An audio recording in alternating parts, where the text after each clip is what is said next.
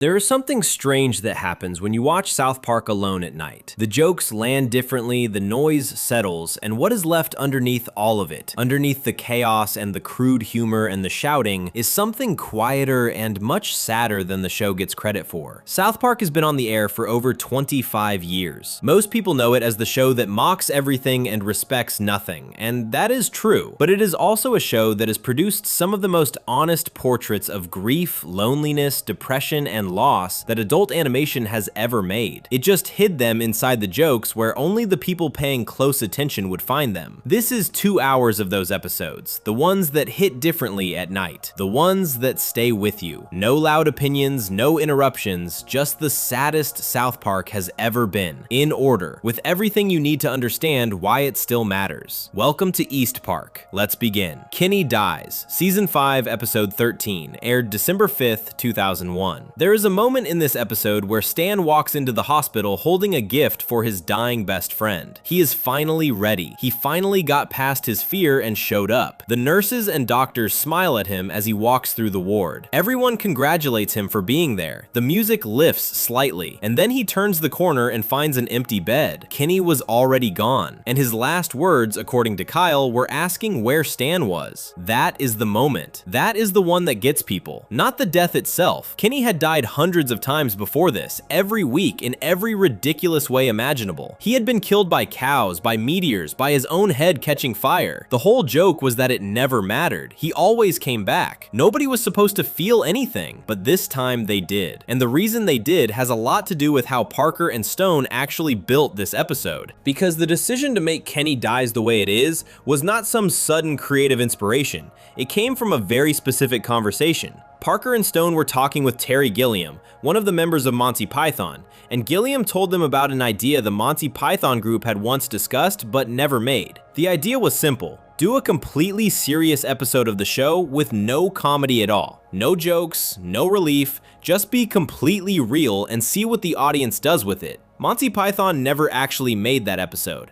Parker and Stone decided to. The result was Kenny Dies, which aired on December 5th, 2001, and it is one of the most unusual things South Park has ever done. The show takes a running gag, a character who dies as a joke every single week, and quietly removes the joke from underneath it. The same thing happens, Kenny dies, but without the comedy armor around it, the death becomes something completely different. It becomes real, and the boys are not okay. The episode begins with Kenny coughing, just a small cough, the kind that has been going on for a while. By the time the boys are called to the principal's office, they already know something is wrong. Mr. Mackey sits them down and tells them that Kenny went to the hospital the night before. He is pretty sick. And then the adults around them start using words that children are not supposed to have to hear about their friends. Terminal, muscular disease, going to heaven soon. Stan's reaction is the one that holds the whole episode together. He cannot handle it. While Kyle and Cartman find ways to be present for Kenny, Kyle brings him a drawing that Butters made of the two of them on a rocket ship, and Cartman, in his own completely backwards way, actually goes to Congress to lobby for stem cell research because he says he wants to save his friend. Stan simply cannot bring himself to go to the hospital. He avoids it. He makes excuses. He knows Kenny is dying and he stays away because seeing it would make it too real. This is not played for laughs. It is played as a portrait of how grief actually works in young people. The fear of loss is so large that the person experiencing it removes themselves from the situation entirely, which means they then have to live with what that removal cost them. Stan understands this about himself. He hates himself for it. And Chef, the only adult in South Park who ever actually talks to these kids like they are real human beings, sits with him and tries to explain why God lets things like this happen. The speech Chef gives Stan in this episode is one of the more genuinely bleak things the show has ever put into words. He tells Stan that God takes the people closest to us because it makes him feel better about himself. That God is a vengeful and petty figure who cannot let go of whatever happened thousands of years ago and just takes whoever he wants, children and puppies included. And when Stan asks why God gives us anything at all if he is just going to take it away, Chef says, if you want to make a baby cry, first you give it a lollipop, then you take it away. If you never give it the lollipop to begin with, you would have nothing to cry about. That is what God does. He gives us life and love and then tears it away so he can drink our tears. It is a dark answer. It is not a comforting answer, and the show does not walk it back. Chef does not follow it up with something hopeful. Stan sits with it and eventually, because of it actually, finds the courage to go to the hospital. He arrives holding a gift. Everyone smiles at him. He turns the corner. Empty bed. Kenny asked for him. Kyle tells him quietly. Those were his last words. Where is Stan? At the funeral, Stan does not describe himself as a good friend. He describes himself as Kenny's worst friend. And the show lets that sit. The thing worth understanding about this episode is what Parker and Stone were actually doing to the structure of the series with it. They had been killing Kenny every week for 5 seasons. It was a joke. The rules of the joke were, he dies, everyone reacts with mild surprise, he comes back next week like nothing happened. The audience had been trained to feel nothing about it. That training was the setup. Kenny dies is the punchline, except the punchline is not a joke. The punchline is genuine grief. By spending 5 years making the audience immune to Kenny's deaths, Parker and Stone created the exact conditions needed to make one death actually land. All that numbness was the preparation. Kenny did not return until the final episode of season 6, which aired almost exactly 1 year later. His absence for that entire year was real and felt. The fan response to it was not casual. People noticed, people wrote about it. Something that had been a running gag turned out to have weight the moment the joke was removed from it. There is also something in this episode that goes beyond the plot, which is what it says about friendship and about children and about the specific way that young people experience loss. Adults have language for grief. They have rituals. They have ways of being around death that have been practiced and passed down. Children do not have any of that. What they have is the feeling, enormous and shapeless, and no tools to carry it. Stan's inability to visit Kenny is not a character flaw. It is just what happens when you are 10 years old and your best friend is dying in a hospital and you have no idea how to be there for that. You avoid it. You tell yourself you will go tomorrow, and then there is no tomorrow. Kyle being the one to tell Stan what Kenny's last words were is a quietly devastating choice. Kyle is the friend who showed up. Kyle is the one who was there. And so Kyle is the one who has to deliver the information that confirms what Stan did not do. The show does not punish Stan for this beyond the weight of his own understanding. There is no lesson delivered. No adult explains the moral. Stan just stands at the empty bed and knows. Cartman's storyline runs alongside all of this, and it functions as both relief and contrast. He goes to Congress and sings Asia's Heart of the Moment to the House of Representatives to get them to lift the ban on stem cell research. He visits abortion clinics to collect material. He lobbies and performs and talks about saving his best friend. And then at the end of the episode, it turns out he used all of it. The lobbying, the performance, the stem cells, to clone himself his own Shakey's Pizza restaurant. Kyle, who was at Kenny's side the entire time, beats Cartman mercilessly when he finds out. And in a strange way, this gives Stan something, because now it is clear who was Kenny's worst friend. And it was not Stan. It was Cartman. And Stan can finally breathe. But the relief is not clean. Stan was still not there. Kenny still died asking for him. The Shakey's Pizza is a joke. Everything underneath it is not. Kenny Dies aired on December 5th, 2001. It holds an 8.8 rating on IMDb. It is ranked among the most emotionally significant episodes in the show's entire run. And it changed what the audience was allowed to feel about a character they had spent 5 years treating as disposable. What makes it so hard to shake is not the death itself. Deaths happen constantly in South Park. What makes it hard to shake is the empty bed, the gift Stan is still holding, the question Kyle had to answer. Where is Stan? He was on his way. He was too late. Before we move on, if you're enjoying this analysis, please consider subscribing. It helps the channel tremendously. The next episode on this list is about a different kind of loss. Not the death of a character, but the death of a feeling. It is about what happens when a 10-year-old boy wakes up one morning and everything he used to love looks like garbage to him, and no doctor can fix it, and none of his friends can reach him, and the episode ends without resolving any of it. It is the most honest thing South Park ever made about depression, and when it aired, a lot of people watching it were not sure the show itself was going to survive.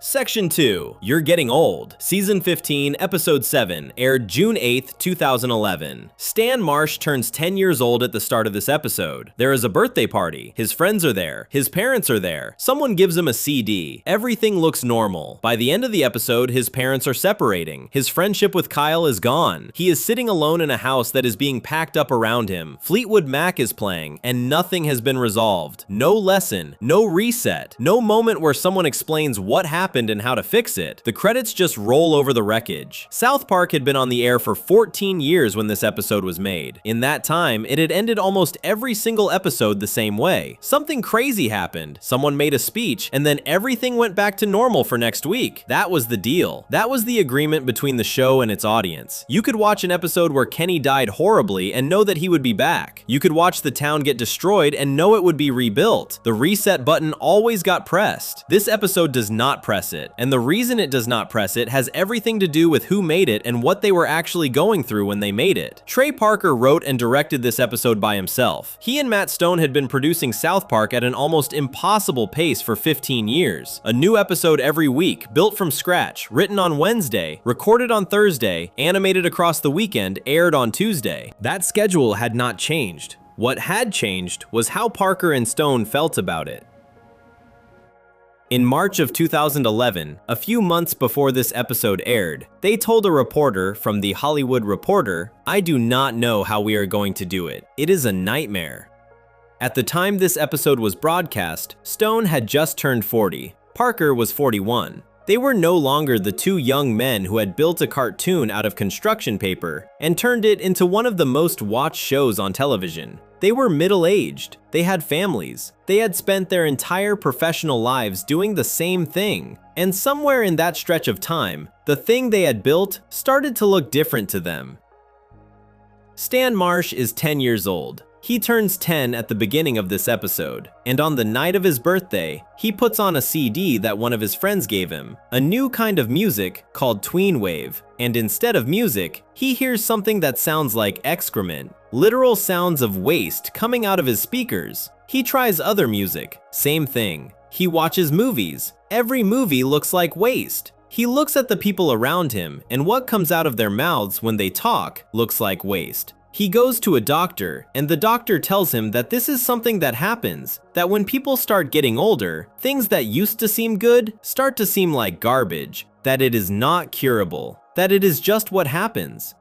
This is the episode making its argument directly. Stan is 10 years old and already experiencing what many adults recognize as depression, the condition where joy becomes unavailable and everything feels flat and pointless, and every good thing in your life starts to feel like proof that nothing is worth anything. The show describes it as literally seeing excrement everywhere, which is funny and also completely accurate to what depression actually feels like for the person experiencing it. The people around Stan cannot see what he sees. When Stan tells Kyle that the music sounds like waste, Kyle hears it perfectly clearly as music. When Stan says that a movie looks terrible, the other boys enjoy it. Stan is not wrong about the things he is criticizing. Some of them probably are not very good, but the scale of his reaction, the way everything becomes the same shade of gray and gross, is clearly not about the things themselves. It is about something that has shifted inside him, and the episode is careful not to fully blame Stan or fully excuse him. He becomes difficult to be around. His friends pull away. Kyle stops returning his calls. By the middle of the episode, Stan is essentially alone. Randy's storyline runs alongside Stan's, and at first it looks like the usual Randy Marsh joke of the week. Randy becomes obsessed with tween wave music, tries to perform it himself, embarrasses himself, and the adults around him are confused. This is the kind of thing Randy does every other episode. But the joke slowly stops being a joke because what Randy is actually doing, underneath the comedy, is the same thing Stan is doing. He is getting older, and he does not know how to feel about it, so he is reaching for something that feels young and new, and when Sharon tells him it looks stupid, he snaps. The conversation Randy and Sharon have near the end of this episode is the one that sent critics into near disbelief when it aired. It was not written until less than 48 hours before broadcast. Parker added it almost as an afterthought, he said later, but it is the most honest thing the episode contains. Randy tells Sharon that he has been unhappy for a long time, not about this, about everything, about their life. Sharon says she has too, and they stand in their kitchen and look at each other and decide quietly that they have to split up. Not because of a fight, not because of one specific thing, just because two people have been telling themselves they are fine for years and have finally stopped telling themselves that. Entertainment Weekly noted that the Marsh conversation felt like it could be a barely disguised version of Parker and Stone talking about their own show. Was South Park something they had been doing because they genuinely wanted to, or something they had kept doing because it was what they did? Were they happy? Had they been happy for a while? Those questions hung in the air after this episode aired. The show was going on a break, a few months between this episode and the return of season 15 in the fall. People who watched Kenny Dies go unanswered for a year had a sense of what a South Park gap could feel like. Now the show left on the most emotionally unresolved note it had ever hit. Some critics and fans were genuinely afraid it was over. James Poniwazik of Time magazine put the episode at number 7 on his list of the top 10 television episodes of 2011. He wrote that it moved him to tears. He described it as simultaneously one of the most childish episodes of the show and possibly its most grown up. He called the Marsh conversation stunningly real. This from a show that had spent 15 years mostly making jokes about bodily functions and current events. The AV Club noted that knowing Parker and Stone were exhausted and struggling with the show made the episode feel heavier than it might have otherwise. And that is true. But the episode also works entirely without that context. You do not need to know that Parker was 41 and tired of making South Park to understand what Stan is going through. You just need to have been in a situation where something you used to love started to look like nothing. Most people have. Most people get there at some point. That is why the episode lands the way it does. The choice of Landslide for the closing montage deserves its own moment. Fleetwood Mac recorded Landslide in 1975. The song was written by Stevie Nicks after a period of serious doubt about the choices she had made, about whether she was on the right path, whether she had built the right life, whether the things she had sacrificed were worth what she got in return. The lyrics ask whether you can handle the seasons of your life changing, whether you can still look at yourself in the mirror when things are different from what you planned. The song is about getting older and being terrified of it. Parker chose it specifically because it was the only piece of music in the episode that does not play over the sound of waste. Everything else in the episode is contaminated by Stan's perspective. Landslide is clean. It plays over real images: a house being packed up, a family dividing its belongings, a boy who used to have 3 best friends watching them drift toward each other and away from him. The montage is only about a minute long. It does not need to be longer. What happens in it? Randy moves out, the house goes up for sale. Stan looks at Kyle and sees waste where his best friend used to be. Kyle and Cartman play video games together. Stan watches from outside. The credits take over. There is no speech. Nobody explains what the lesson is. The show does not tell you how to feel. It just shows you what happened and lets you sit with it. This was a first for South Park. In 14 years and over 200 episodes, the show had always found a way to tie things off. Even the dark episodes, even the ones that hurt, landed somewhere. This one did not. It ended mid-fall, and the audience, some of whom had been watching since 1997 and had grown up alongside these characters, felt the absence of the landing in a very specific way. A lot of people who were children when South Park started were adults by 2011. Some of them were the same age as Parker and Stone when they made the episode. Not 40, but getting there. Old enough to know what it feels like when things you used to enjoy start to seem hollow. Old enough to have watched friendships thin out for no clear reason. Old enough to understand the Randy and Sharon conversation not as a joke, but as a scene from their own lives. That is what the episode is. It is not a parody. It is not a satire of depression or aging. It is just a 22-minute portrait of what it looks like when the brightness goes out of things and the people around you keep seeing color while you only see gray, and nobody can reach you, and eventually they stop trying. Stan was 10 when the episode aired. He is still 10. He will always be 10. The show went back to normal eventually, but this episode stands apart from everything around it because for one mid-season finale in 2011, South Park decided to be honest about something it had been dancing around for years. Getting older is hard. Loving something for a long time and then feeling it change is hard. Having people you used to be close to drift away for reasons you cannot fully explain is hard. And sometimes there is no reset button. The episode holds an 8.6 on IMDb. It is in Variety's list of the 30 most important South Park episodes ever made. 14 years after it aired, people still talk about it the way you talk about something that got you at the exact right moment. Before we move on, if you're enjoying this analysis, please consider subscribing. It helps the channel tremendously. What comes next is the continuation, the episode that aired 5 months after this one, after fans had been sitting with an unresolved ending and genuinely wondering if the show was coming back at all. And when it did come back, it picked up exactly where it left off, with Stan still depressed, still alone, still seeing everything as garbage. The way it chose to end that story is even sadder than the story itself, because the world resets. Everything goes back to normal, and Stan, watching it happen, makes one quiet decision in the last 30 seconds that says more about growing up than almost anything else the show has ever done.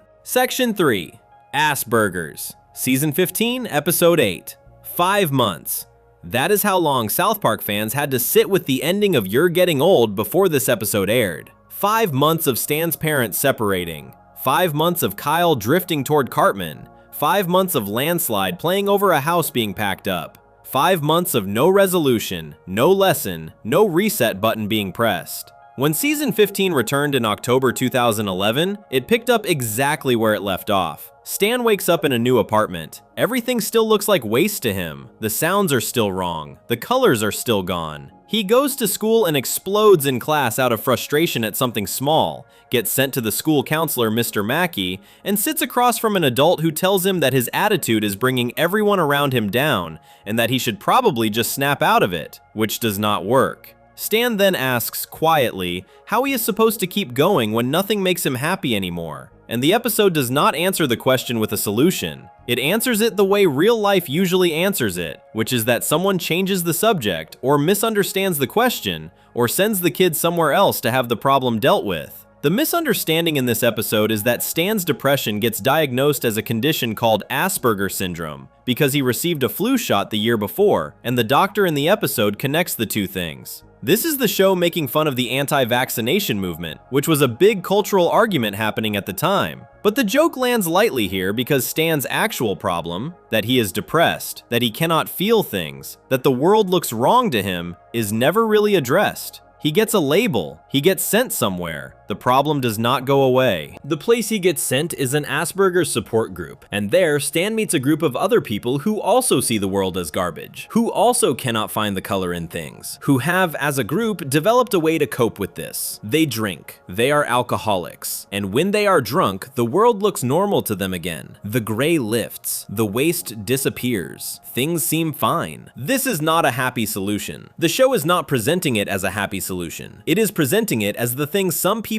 actually do when the brightness goes out and nothing else works. You find something that temporarily turns the gray back to color, and you use it, even if it costs you something to do it. Stan briefly considers this. He briefly joins them, and for a short time, things seem better. Now here is where the episode makes its most important and most painful decision. Parker and Stone, when they came back to write this episode after 5 months away, faced a genuine problem. They had ended the previous episode with consequences that were real and earned. Stan's parents were separated. Stan's friendship with Kyle was broken. The show had done something it almost never does, which was let its characters actually change and actually lose things. The audience had felt that, the critics had praised it, and Parker and Stone decided they had to undo it. Not because they wanted to. They did not want to. Stone later said in an interview that he hated the idea of resetting everything because he felt the audience had made a real emotional connection to what happened in You're Getting Old, and just snapping things back to normal felt like a betrayal of that connection. He felt uncomfortable with it. But Parker believed that South Park was, at its heart, a cartoon comedy, and that turning it into a drama with lasting consequences would change what it was in a way that was not right for the show. The serialized approach, Stan spending the whole season trying to get his parents back together, living with real, ongoing consequences, kept coming up in the writer's room and getting rejected because it kept turning into drama instead of comedy. They could not find a way to do both. So, they chose to reset. Staff writer Vernon Chatman made the suggestion that gave the reset its emotional weight. He said, "Play Landslide again as everything goes back to normal. The same song that played over Stan's world falling apart at the end of You're Getting Old now plays over his world being put back together. The Marsh family moves back into the house. Stan and Kyle reconcile. The show returns to its familiar shape." And Stone said this was upsetting to him because using the same song for both moments, for the fall and for the recovery, makes both of them feel hollow. The recovery is not a triumph. It is just the wheel turning. The sadness and the happiness are the same weight. The landslide plays the same way whether things are breaking or healing, which means maybe there is no difference. Maybe everything just keeps moving and nothing actually resolves. But the episode does not end with the reconciliation. After everything goes back to normal, after Randy and Sharon get back together, after Kyle and Stan are friends again, after the apartment is gone and the familiar house is back and the familiar routines are restored, Stan wakes up one morning. His friends come to his door. Kenny, Kyle, and Cartman invite him to the movies. He looks at them. He goes with them. Everything is fine. Except before he leaves, Stan reaches into a cabinet and takes a quiet drink of whiskey. Just one. Small. Nobody sees it. The episode does not comment on it. There is no dramatic music. There is no reaction shot. The show just shows you Stan doing this one thing and then cuts away. That single moment is the episode's real ending. And it is one of the most discussed 30 seconds in South Park history, because what it says is enormous, and it says it without a single word. Stan's world has been fixed from the outside. His parents are together, his friend is back, everything looks normal to everyone who can see it. But Stan himself is still the same person who needed something to make the gray go away. The world reset. He did not, and so he found his own private version of the solution the alcoholics gave him, the one that temporarily turns the waste back to color, and he is using it quietly in a way that nobody around him knows about. Parker and Stone have said that they needed the ending to feel like the reset was not fully a reset, that after making that emotional connection with the audience in You're Getting Old, they could not just snap everything back and pretend it had not happened. The whiskey was the compromise. The world goes back to normal. Stan goes back to normal. But something real changed in him during those 5 months, and the coping mechanism he picked up is still there, hidden in the cabinet, being used in small doses when the world starts to look like garbage again. The fact that Stan is 10 years old makes this harder, not easier. If an adult character did this, it would read as a grown-up problem, something familiar and understandable, even if not good. But Stan is a child, and the image of a child reaching quietly for a drink before going to the movies with his friends, because that is the only way he knows how to make things look okay, is not funny. It is just sad. A lot of viewers who watched this episode in 2011 were in their late teens or their 20s, old enough to know what Stan was doing. Some of them knew it from the inside. South Park has a subreddit where, years after this episode aired, fans shared their own stories about growing up, about getting older, about the cynicism that sets in when you stop being able to feel things the way you used to, and about the things they reached for when that happened. The episode generated that kind of conversation because it was not really a cartoon in those moments. It was a mirror. The rest of the episode around Stan's arc is much lighter. Cartman mishears Asperger's syndrome as a food-related joke and opens a burger stand, which becomes a subplot that is mostly played for comedy. Kyle discovers what the secret ingredient is and shuts it down. These scenes work the way South Park usually works. Fast, absurd, funny in a very specific way. They are the show doing what it normally does. But the show knew what it was doing by wrapping the comedy around Stan's story. The comedy makes the serious parts hit harder because you are laughing, and then you turn a corner and there is Stan, alone in a moment, reaching for the whiskey. The contrast does the work. You feel the gap between the noise of everything around him and the quiet of what he is actually doing. Parker and Stone admitted on the DVD commentary that when they went back into the writer's room after 5 months away, the first meeting was mostly people looking at each other and asking, what happens now? They had made a genuinely sad and unresolved piece of television, and they had no clear plan for where it went. The reset was not something they were sure about. The landslide playing twice was a late idea. The whiskey ending was what let them close the door on the story without pretending the story had not happened. Asperger's aired on October 5th, 2011. It pulled in just under 3 million viewers in its original broadcast. Reactions from critics were mixed. Some felt the show had found its footing again. Others felt the reset was unsatisfying. Both of those responses are correct simultaneously, and that is the point. The reset is unsatisfying. Parker and Stone knew it was unsatisfying. They made it unsatisfying on purpose because the alternative was a clean ending that felt like a lie. The two episodes together, You're Getting Old and Asperger's, form the most emotionally serious thing South Park has ever attempted. Not the funniest, not the most clever, the most honest. They are about what happens when you get older and things start to cost more and the joy becomes harder to find. They're about what happens when a show that has been running for 15 years looks at itself in the mirror. And they are about the small, private adjustments people make when the world goes gray and no one around them can tell. Stan takes one drink. Nobody sees. He goes to the movies.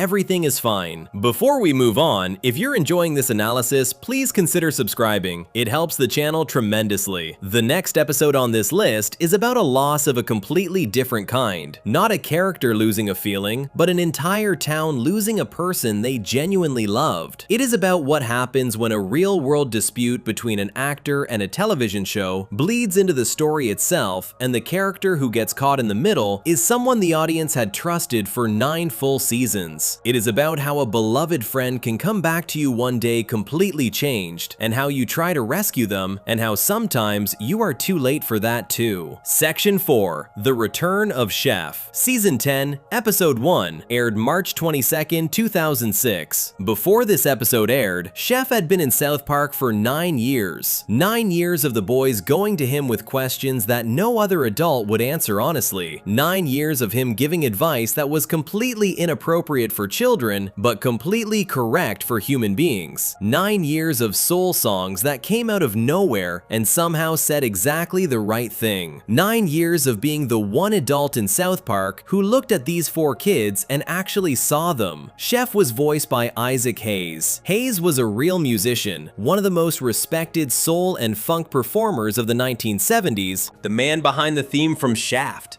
a Grammy winner, a genuine legend. When South Park started in 1997, Hayes took the role and made it something nobody expected. Chef was warm. Chef was funny. Chef was wise in a completely unhinged way. He became one of the most beloved characters in the show's history, and a huge part of that was because Hayes brought something real to him. There was actual warmth in that voice. The kids in South Park trusted Chef because the audience trusted Hayes. And then, in the spring of 2006, he was gone. To understand what this episode is and why it lands the way it does, you have to understand what happened in real life first. Because the return of Chef is one of the rare television episodes where the real world and the fictional world crashed into each other so directly that you genuinely cannot separate them. On November 16, 2005, South Park aired an episode called Trapped in the Closet. The episode was a satire of Scientology, the religion. It made fun of Scientology's beliefs, mocked some of its famous members, and was exactly the kind of sharp, mean, equal opportunity mockery that South Park had been doing to every religion, group, and institution since its first season. The show had mocked Christianity, Islam, Judaism, and Mormonism before this. None of those episodes had caused major behind-the-scenes problems. This one did. Isaac Hayes was a practicing member of the Church of Scientology. On March 13, 2006, almost 4 months after Trapped in the Closet aired, a statement was released in Hayes' name. It said, "There is a place in this world for satire, but there is a time when satire ends and intolerance and bigotry toward religious beliefs begins." Matt Stone responded directly and publicly. He pointed out that Hayes had been happy to cash checks while South Park made fun of Christians, Muslims, Mormons, and Jews. He said the show had never heard a single complaint from Hayes in 10 years, until the episode about Scientology. Stone said that wanting a different standard for your own religion than for everyone else's is exactly where real intolerance begins. The dispute went public. Hayes left the show. The departure was announced, and it was news across the entertainment world. What happened next is something that only became fully clear years later. Reports surfaced that Hayes had suffered a serious stroke in January 2006, just weeks before the Trapped in the Closet controversy exploded. His health had declined significantly. People close to him said he had lost much of his ability to understand and process things the way he could before. In 2016, Hayes' own son, Isaac Hayes III, confirmed in an interview that his father did not actually quit South Park. He said that people in Hayes' circle, people connected to the Church of Scientology, made the decision to leave the show on Hayes' behalf, while Hayes was unable to make that kind of decision for himself. Hayes III said his father loved the role and loved the show. The statement was not his. Hayes III repeated this publicly publicly on social media as recently as July 2025. Isaac Hayes never recovered from that stroke. He died on August 10, 2008 from a second stroke. He was 65. None of this was fully known when The Return of Chef aired on March 22, 2006, just 9 days after Hayes' departure was announced. Parker and Stone moved fast. They built the episode in their standard production window and opened season 10 with it. The episode works as follows. Chef returns to South Park after being away. The boys are thrilled to see him, but something is wrong immediately. Chef is acting strangely. The things he says do not sound like him. His sentences feel off, slightly too sharp at the edges, slightly wrong in their rhythm. He is saying things that are out of character in a way that the boys notice but cannot quite explain. The reason for this, the reason the dialogue sounds wrong, is that it was wrong. Chef's voice in this episode was built entirely from audio clips taken from previous episodes and pieced together. Hayes was gone. There were no new recordings. So Parker and Stone spliced old recordings of Hayes' voice from 9 seasons of the show and edited them together to create new sentences. The episode made this a joke within the story. Chef has been brainwashed, which is why he sounds slightly off, but the technical reality is that every word Chef speaks in this episode is recycled from somewhere else. In the story, Chef has joined a group called the Super Adventure Club. The Super Adventure Club is a global organization of child predators who believe that having contact with children grants them immortality. This is a thinly veiled version of what Parker and Stone thought about the organization they felt had pressured Hayes into leaving. The Super Adventure Club is not presented sympathetically. It is presented as a group that takes people and twists them into something unrecognizable, that uses people's faith and trust and turns them into tools for its own agenda. The boys try to rescue Chef. They nearly succeed. They reach him. There is a moment where the old Chef seems to break through, where the warmth comes back, where it sounds like him again. They almost get him back. Then the rope bridge he is standing on is struck by lightning. Chef falls into the ravine. He is impaled on a branch. A grizzly bear and a mountain lion attack him. His death is shown in detail that is unusual even for South Park. Slow, specific, and hard to watch. He is screaming as it happens. Then the Super Adventure Club resurrects what is left of him as a dark version of himself. A villain. The character who had spent 9 years being the wisest and warmest adult in the show is turned, in death, into something twisted. Kyle's eulogy at the funeral is the part that makes this episode more than just a revenge response to a public dispute. Standing at Chef's grave, Kyle tells the assembled crowd of South Park residents that they should not be angry at Chef for what happened. Chef loved them. He was their friend. Something got to him. Something found him when he was not strong enough to fight it and changed him into something he would not have chosen to be.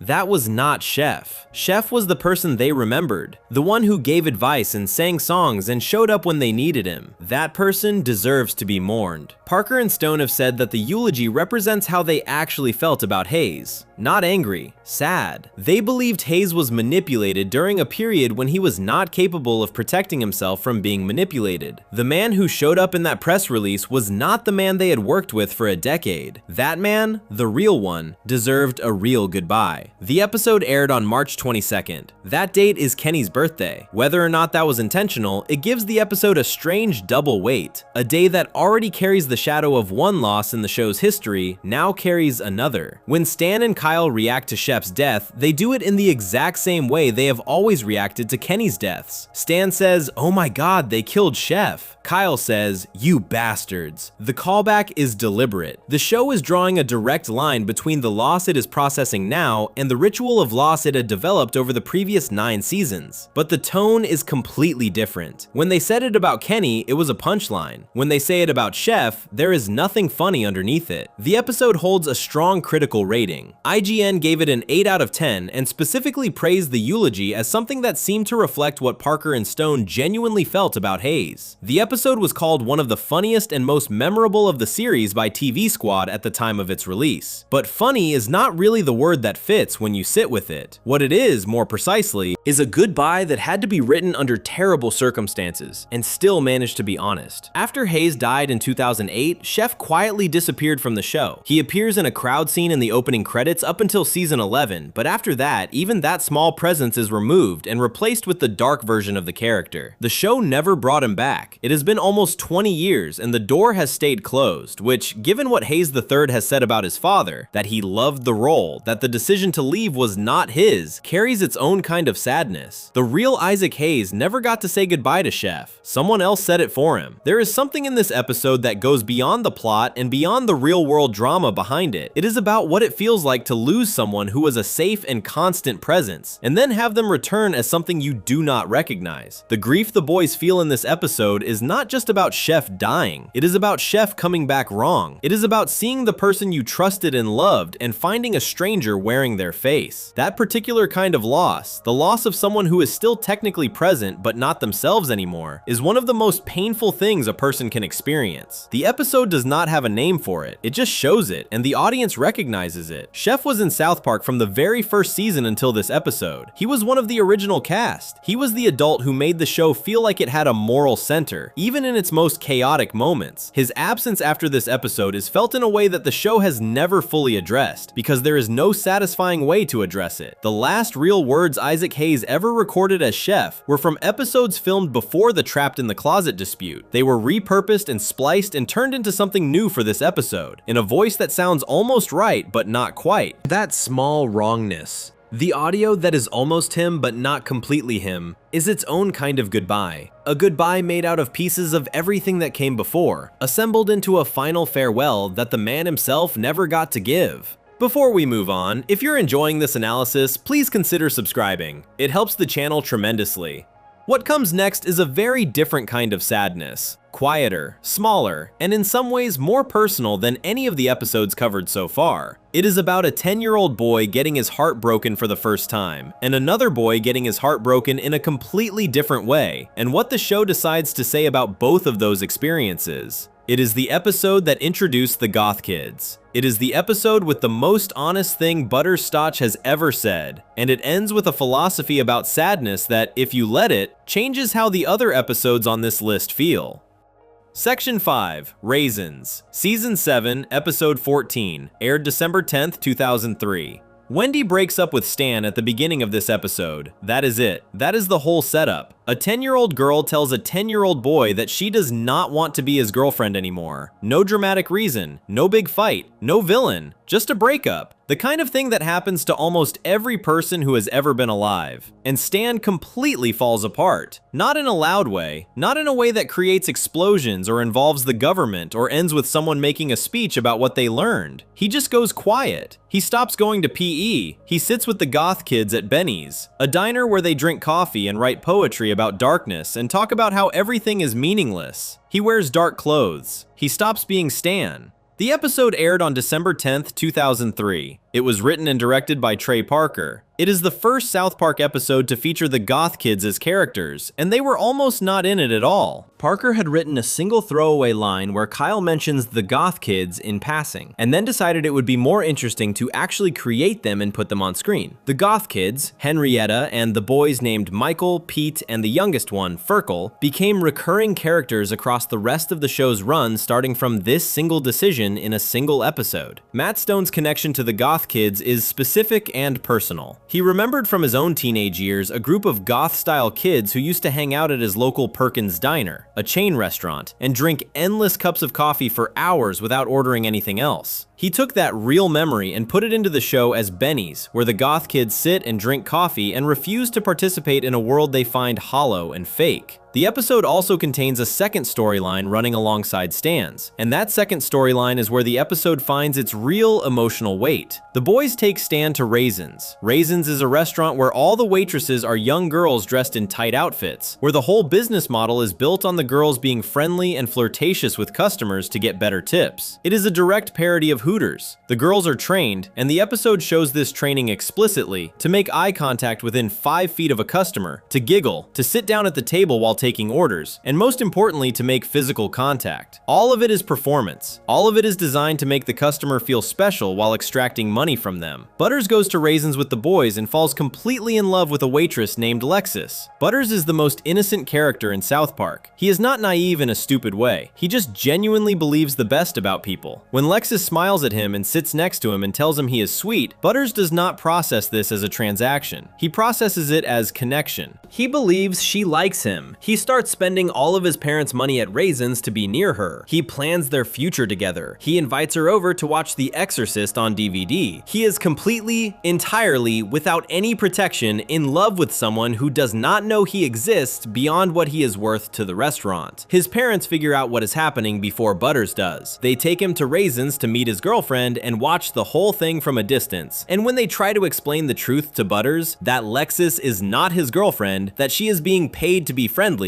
that the connection he felt was manufactured, he does not believe them. He thinks they disapprove of his relationship. He thinks they are trying to keep them apart. Then Lexus tells him herself. She does it without cruelty, which almost makes it worse. She does not do it to hurt him. She just states it plainly because she has no reason to pretend anymore. She was never his girlfriend. She does not have feelings for him. He ran out of money. There is nothing left to continue. Butters does not argue. He does not cry at her. He just hears it and absorbs it. And then he walks away from Raisins and ends up sitting in a gutter in the cold, crying by himself. The goth kids find him there. They invite him to join them. They tell him the world is pain and emptiness and he should come sit with them in the dark and drink coffee and write poetry about how much everything hurts. And what Butters says back to them is the most important thing this episode contains. He says no. He says he is sad right now, and he is not pretending he is not sad, but the sadness itself, the fact that he can feel this strongly about anything, makes him happy. That being able to love Lexus the way he did, even though it hurt, is better than being numb to everything. He says he would rather be a crying little something rude than a gloomy goth kid, and he means it. He is sitting in a gutter in the cold, and he means every word of it. A critic named Tim Kaine from the Herald and Review described Butters' speech as one of the most heartfelt and sincere speeches in the show's entire history. That is not an overstatement. It is a better answer to the question of how to handle sadness than most shows aimed at adults ever managed to produce. And it comes from a small, cheerful, frequently victimized 10-year-old sitting in a gutter after having his heart broken by a girl who was never really his girlfriend. Stan hears it. Stan takes it in. And Stan, who has been sitting with the goth kids and letting his sadness define him, decides that Butters is right. He goes back to his normal life. He goes back to his friends. The next day, he is playing football, and when Wendy and her new boyfriend Token walk by, Stan calls Wendy a name and gives Token the finger. It is immature and petty and exactly what a 10-year-old who just got his heart broken would do. Parker and Stone base Stan's breakup arc directly on their own memories of being in elementary school relationships.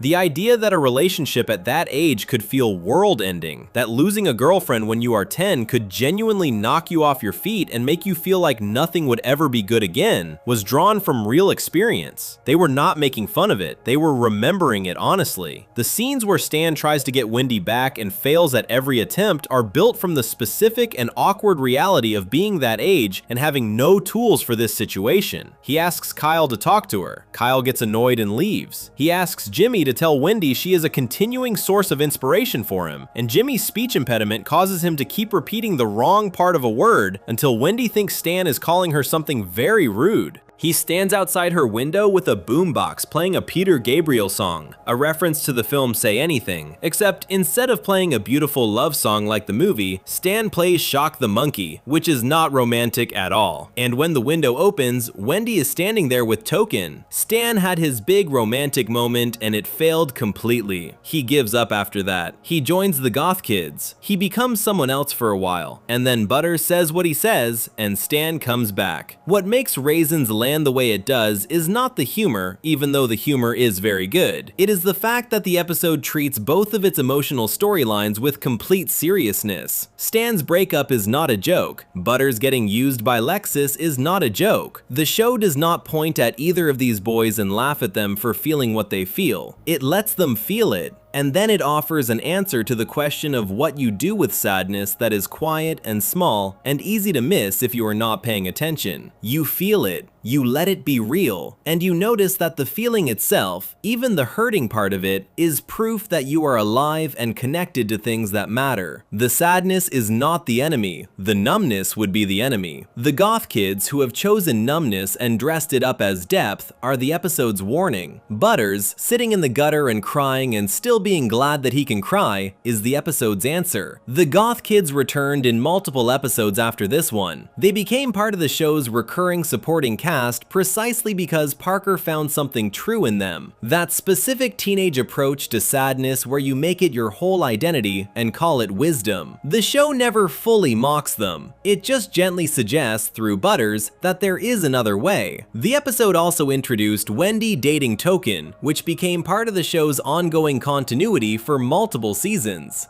It introduced the Goth Kids as a permanent feature of South Park Elementary, and it gave Butters one of his defining character moments. The first real evidence that behind all the cheerfulness that gets kicked around and taken advantage of, there is something genuinely solid in him. Something that does not break. Butters Stotch has had his parents try to cover up his fake murder. He has been grounded more times than any character on the show. He has been used, tricked, and abused in almost every episode he appears in. And he sits in a gutter in the cold after having his heart broken and chooses, consciously and thoughtfully, to be glad he could feel it. That is the most emotionally mature decision any character in South Park has ever made, and it belongs to the small, cheerful boy in the parka who keeps getting knocked down and keeps getting up with his smile more or less intact. Raisins aired on December 10th, 2003. It has one of the highest ratings of any South Park episode from season 7. It is the first appearance of the Goth Kids, and the episode that turned Butters from a background presence into the show's moral compass. It is also the episode that best explains why this entire list exists, and why watching sad things sometimes feels better than watching happy ones. Because sadness, when it is honest and specific and treated with care, reminds you that you are still connected, that things still reach you, that the numbness has not won yet. Butters figured that out in a gutter in the cold on the night he got his heart broken, and somehow that is one of the most comforting things South Park has ever shown its audience. Before we move on, if you're enjoying this analysis, please consider subscribing. It helps the channel tremendously. What comes next is about a boy who does not get to make peace with his sadness. A boy who does not get a speech in a gutter, or a reset button, or a friend to tell him it is going to be okay. What comes next is about the specific and terrible grief of being the little sister of a boy in a bright orange parka, alone in a foster home at night, crying in the dark, and what her brother does about it when nobody else can see him. Section 6, The Poor Kid, Season 15, Episode 14, aired November 16th, 2011. There is a scene in this episode that happens at night, a room full of children in a foster home, all of them asleep or trying to be, and in one small bed, a little girl named Karen McCormick is crying. Not loudly, not dramatically, just quietly crying the way children cry when they are scared and alone and do not know when things are going to get better. She has been taken from her home, her parents are gone, everything familiar has been removed from her life. She is small and frightened and there is nobody there. And then a shadow appears at the window. Karen looks up. She recognizes the shape before she can see who it is. She says, "I was wondering when you would show up." Standing in the window, in a dark blue cape and a mask, is Mysterion, the superhero alter ego of Kenny McCormick, her brother. She does not know it is her brother. She thinks it is her guardian angel. And Kenny, who is 10 years old and living in the same foster home and has almost no power over anything happening to his family right now, decided a long time ago to let her keep thinking that. He drops down into the room. He tells her in a low voice that she is going to be okay. She tells him she is all alone, and Kenny, as Mysterion, says, "You are not alone. No matter where you go, no matter what you do, I will always be here." Karen stops crying. She smiles. She calls him her guardian angel. And that is the moment. That is the one that gets cited again and again when people talk about the most emotionally powerful thing South Park has ever done. Not a story about war or death or the end of the world. A 10-year-old boy in a homemade costume standing in a window at night so his little sister will not be afraid. The Poor Kid is the season 15 finale. It aired on November 16th, 2011. It was written and directed by Trey Parker, and it is the episode that finally gave Kenny McCormick a story that had nothing to do with dying. To understand what this episode is doing, you need to understand what Kenny's life actually looks like beyond the jokes. Kenny McCormick lives in poverty. This has always been part of his character, but it has almost always been played as background detail or comedy. He wears the same orange parka every day because his family cannot afford different clothes. His house is small and run down compared to everyone else's in South Park. His parents, Stuart and Carol McCormick, are in and out of sobriety, in and out of stability, and generally not equipped to provide the kind of home their children need. This is not treated as a dramatic revelation. It is just the permanent condition of Kenny's life that the show has always let sit in the background. The poor kid brings it to the front. The episode begins with a television crew filming in the McCormick neighborhood for a reality show called White Trash in Trouble. The premise of the show is exactly what the title suggests. Cameras following people in bad situations and presenting their lives as entertainment. And in the McCormick backyard, the cameras find what they were looking for: a meth lab. Kenny's parents are arrested on camera. Kenny, his brother Kevin, and his little sister Karen are placed in foster care. This is the first episode in the entire run of South Park where Karen McCormick is given a name. She had appeared briefly in Season 9's Best Friends Forever without being identified. Here she is named, given a personality, given dialogue, and given a relationship with her brother that becomes the emotional center of the episode. Trey Parker noted in the commentary that the writers went through several ideas for what kind of foster family to send Kenny to before settling on the militant agnostics, a couple so committed to not being certain about anything that they run their household as a series of strange rules about uncertainty. The comedy of the Weatherhead family is real and it works. But the show is careful to keep it from swallowing the Kenny and Karen story. Karen's situation at the foster home is not funny. She is being bullied at school by a girl named Jessica Pinkerton who wants to take her doll. She is sleeping in a room full of strangers. She is frightened and she misses her brother even though her brother is in the same house, just unable to do much about anything in his real identity as Kenny, and so he becomes Mysterion. Mysterion had appeared in multiple episodes before this one, beginning in Season 13's The Coon. For several episodes, the show kept Mysterion's identity hidden as a joke. Everyone in the town knew who he was except the audience. He was finally confirmed to be Kenny in Season 14's Mysterion Rises. What those earlier episodes established is that Mysterion is not just a costume. Kenny, as Mysterion, is serious and focused in a way that his regular self never gets to be. He has a voice that sounds nothing like his usual muffled parka voice. He is capable. He is protective. He is, under the mask, the best version of what Kenny could be if the circumstances of his life gave him any room to be it. The scene where Mysterion defends Karen on the school playground shows this clearly. A girl is threatening to take Karen's doll. Karen holds on to it and does not fight back because she is small and scared. Mysterion drops from the roof in a perfect landing. He tells the bully in a flat, calm voice to find another little girl to pick on. He beats the bully efficiently. He picks Karen up, puts her on his back, and carries her up the side of the building and away from the scene.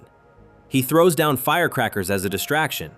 Then he tells the entire school, out loud so everyone hears, that Karen McCormick is off limits. That anyone who messes with her will answer to him. This is a 10-year-old boy who dies regularly, who lives in poverty, who has almost no control over his circumstances, who cannot even speak clearly in his real identity because the hood muffles everything he says, doing the one thing he has found that gives him power to protect the person he loves most. Karen tells the other foster children about her guardian angel. The Weatherheads punish the children for expressing certainty about anything supernatural. They use a hose of Dr. Pepper as the punishment. This is the episode's darkest comedy. Children being punished for believing in something, for having hope, for calling a real thing by the name that feels true to them. Kenny's response to this is to take the situation apart systematically as Mysterion. He draws question marks all over the foster parents' walls as a distraction. He leads them on a chase. He leaves a note directing them to check the refrigerator. In the refrigerator, instead of their usual Dr. Pepper, they find a can of Pabst Blue Ribbon beer. And the show has established earlier in the episode that this particular beer turns anyone who drinks it into what the show calls white trash. The Weatherheads drink it, get drunk, get into a fight, and are arrested and documented on White Trash in Trouble, the same show that arrested Kenny's parents. It is a neat, complete, quietly brilliant piece of plotting. Kenny used the exact system that destroyed his family to dismantle the people hurting his sister. He had no money.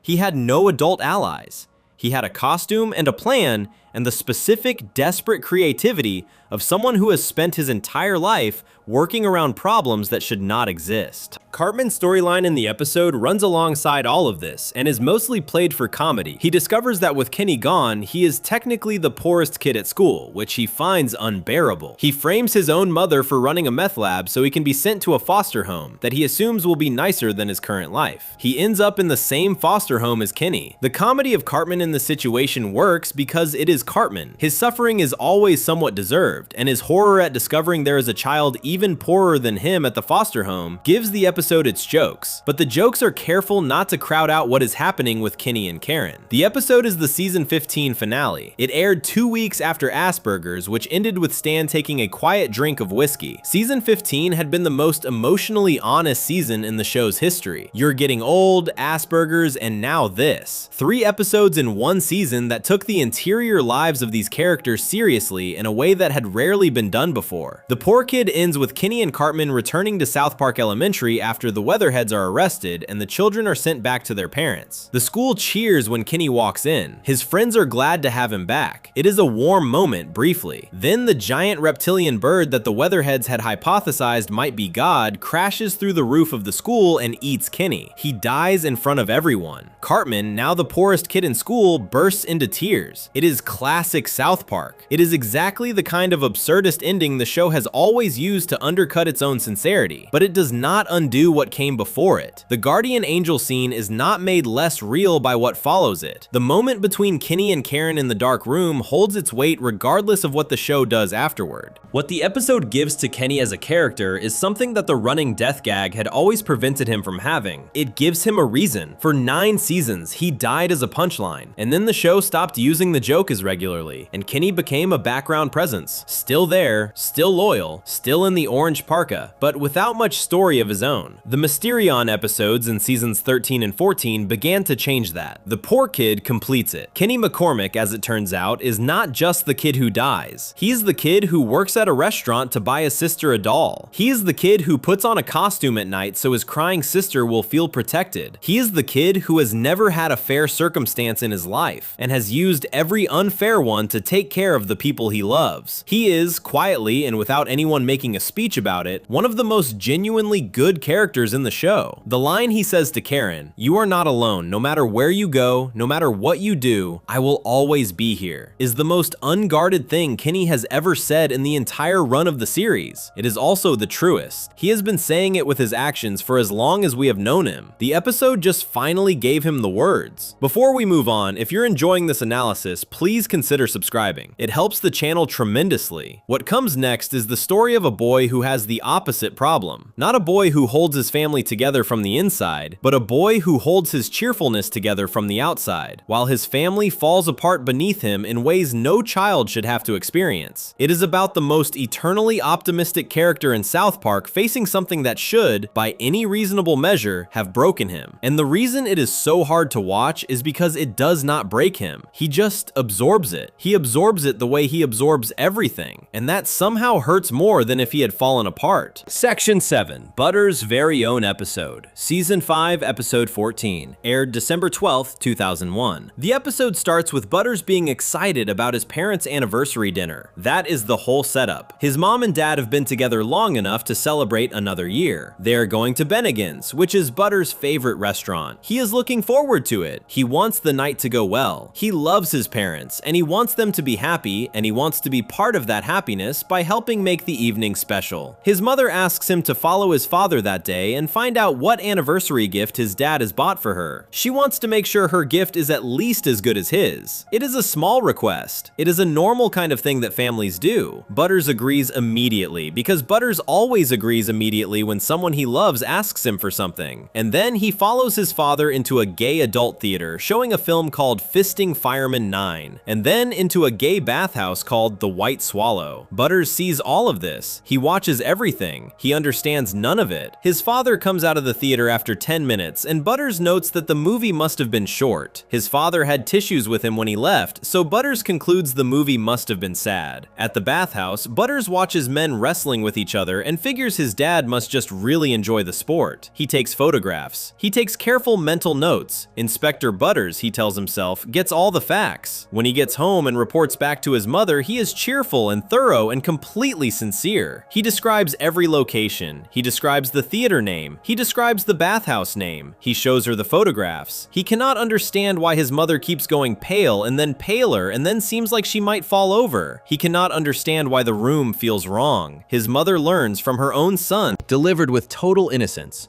that her husband has been having sex with men in secret, and she falls apart. What happens next is where the episode stops being a dark comedy and becomes something genuinely hard to watch. Linda Stotch has a breakdown. Not a loud one, a quiet, hollow, scary one. She starts painting the house. She moves through rooms with a blank expression, doing tasks that do not need to be done. She speaks in a flat voice that sounds like nothing is behind it. She is making a plan that she does not tell anyone about. When Butters asks if they are still going to Bennigan's for the anniversary dinner, his mother tells him in that same flat voice that they are going to take a little car ride instead.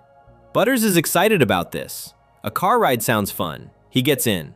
He chatters to his mother about his day at school while she drives. He has no idea where they are going. He has no idea what she intends. She drives the car to a river and rolls it in with Butters inside. She intends for Butters to drown. Her reasoning, which the episode reveals later, is that she does not want Butters to grow up without a mother and does not want him to be raised alone by his father. So she has decided that the solution is to remove him from the situation entirely by killing him and then to kill herself. This is her plan. This is what she does. The car rolls into the river. It does not sink completely. It beaches itself on the riverbank just below the surface. Butters, who had no idea anything was wrong, simply unlocks the door from the inside and climbs out. He finds a phone at a nearby strip club and calls home. He is not upset. He is not angry. He tells whoever answers that he needs to get home because his parents have a reservation at Bennigan's. This is the part of the episode that is hardest to sit with. Not the attempted murder itself. The show handles it in a way that is dark but not graphic.